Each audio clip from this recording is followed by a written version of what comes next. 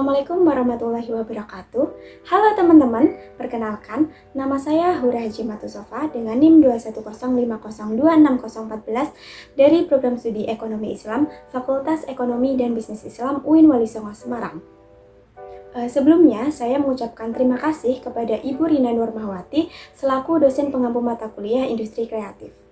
Pada kesempatan kali ini, saya akan sedikit memaparkan materi mengenai industri kreatif pada subsektor kuliner. Daripada penasaran, mari kita langsung saja tonton videonya. Halo teman-teman, di video kali ini kita akan membahas mengenai industri kreatif pada subsektor kuliner.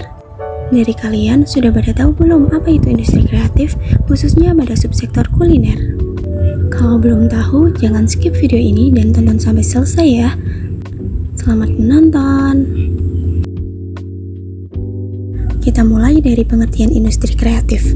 Industri kreatif secara umum adalah segala proses penciptaan, kreativitas, ide, dan gagasan dari seseorang atau kelompok yang kemudian dapat menghasilkan karya atau produk setelahnya.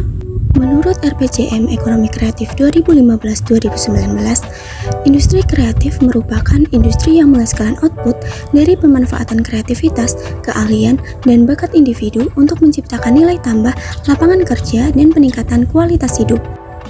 Terdapat beberapa subsektor industri kreatif, salah satunya yaitu industri kreatif pada subsektor kuliner.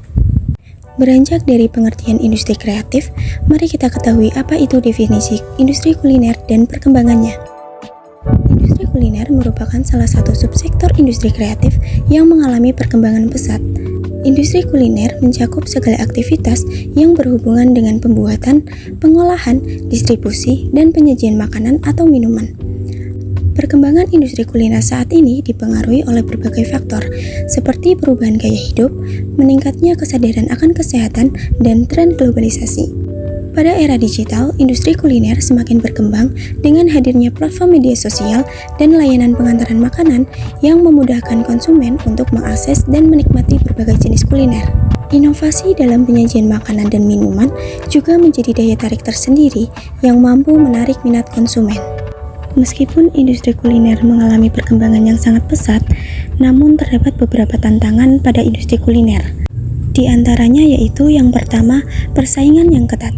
Banyaknya pelaku usaha kuliner membuat persaingan semakin ketat, sehingga pelaku usaha harus terus-menerus berinovasi untuk tetap relevan. Yang kedua yaitu ketahanan bahan baku. Ketersediaan dan stabilitas harga bahan baku sering menjadi masalah, terutama bagi usaha kuliner skala kecil. Yang ketiga yaitu perubahan selera konsumen. Selera konsumen yang cepat berubah menuntut pelaku usaha kuliner untuk selalu mengikuti tren dan mengembangkan produk baru. Yang terakhir yaitu adanya regulasi dan standar kesehatan. Penerapan standar kesehatan yang ketat serta regulasi pemerintah juga menjadi tantangan tersendiri bagi para pelaku usaha. Namun, adanya tantangan tersebut tidak menjadi penghambat para pelaku usaha untuk membangun bisnis kuliner. Karena pada dasarnya, industri kuliner juga memiliki potensi dan peluang. Potensi dan peluang industri kuliner diantaranya yang pertama yaitu wisata kuliner. Adanya industri kuliner mampu meningkatkan minat wisata kuliner di kalangan wisatawan lokal ataupun mancanegara. Yang kedua, produk lokal. Adanya industri kuliner mampu meningkatkan kesadaran akan produk lokal dan organik untuk membuka peluang bagi produk kuliner yang ramah lingkungan dan sehat. Yang terakhir yaitu digitalisasi. Pemanfaatan teknologi digital untuk pemasaran dan pelayanan pengantaran makanan. Yang selanjutnya yaitu mengenai strategi pengembangan industri kuliner. Untuk meningkatkan dan mengembangkan industri kuliner, terdapat beberapa strategi yang dapat dilakukan. Di antaranya, yang pertama, inovasi produk. Dalam hal ini, pelaku usaha dapat mengembangkan produk baru yang unik dan sesuai dengan selera pasar. Yang kedua yaitu peningkatan kualitas. Pelaku usaha juga perlu menjaga dan meningkatkan kualitas produk serta layanan untuk memenuhi standar kesehatan dan keselamatan pangan. Yang ketiga yaitu pemanfaatan teknologi. Dalam hal ini, pelaku usaha perlu memanfaatkan teknologi digital untuk pemasaran, pemesanan, dan pengantaran makanan. Yang terakhir yaitu kolaborasi dan jaringan. Dalam hal ini, pelaku usaha perlu membangun kolaborasi dengan berbagai pihak seperti supplier, distributor, dan platform digital untuk memperluas jangkauan pasar. Adanya perkembangan industri kuliner yang semakin pesat mampu menjadi peluang mahasiswa untuk mendirikan usaha di bidang kuliner. Berikut ini peran mahasiswa dalam peningkatan industri kuliner. Mahasiswa memiliki peran penting dalam peningkatan industri kreatif kuliner, yaitu melalui inovasi dan kreativitas. Mahasiswa dapat menjadi sumber ide-ide kreatif dalam pengembangan produk kuliner. Yang kedua, penelitian dan pengembangan. Mahasiswa mampu melakukan penelitian untuk menemukan metode baru dalam pengolahan dan penyajian makanan. Yang ketiga, kewirausahaan. Dalam hal ini, mahasiswa perlu melakukan terjun langsung dalam industri kuliner sebagai pelaku usaha muda yang membawa semangat inovatif. Yang terakhir yaitu pemanfaatan teknologi. Mahasiswa yang melek teknologi dapat membantu memanfaatkan platform digital untuk pemasaran dan pengembangan bisnis kuliner.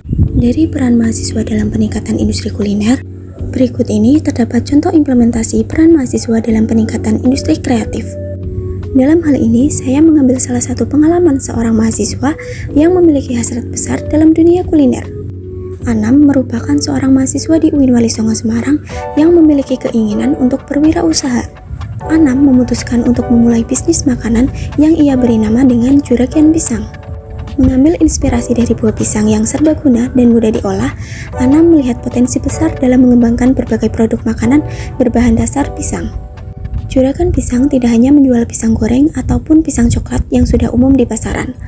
Namun, Anam mengkreasikan berbagai variasi produk seperti banana cheese roll, pisang crispy dengan aneka topping, dan kebab pisang. Inovasi-inovasi ini tidak hanya disukai oleh teman-teman kampusnya, tetapi juga mendapat respon positif dari komunitas lokal. Untuk memperluas jangkauan pasarnya, Anam memanfaatkan kemajuan teknologi dengan menggunakan platform e-commerce. Ia memilih beberapa platform populer seperti Shopee, GrabFood, Gojek, dan Instagram untuk memasarkan produk-produknya. Melalui platform-platform ini, Anam dapat menjangkau pelanggan lebih luas. Oke teman-teman, sekian pemaparan materi dari saya. Gimana nih, apakah kalian tertarik untuk membuka usaha di bidang kuliner? Komen di bawah ya. Nantikan video-video selanjutnya ya. Wassalamualaikum warahmatullahi wabarakatuh. Bye-bye.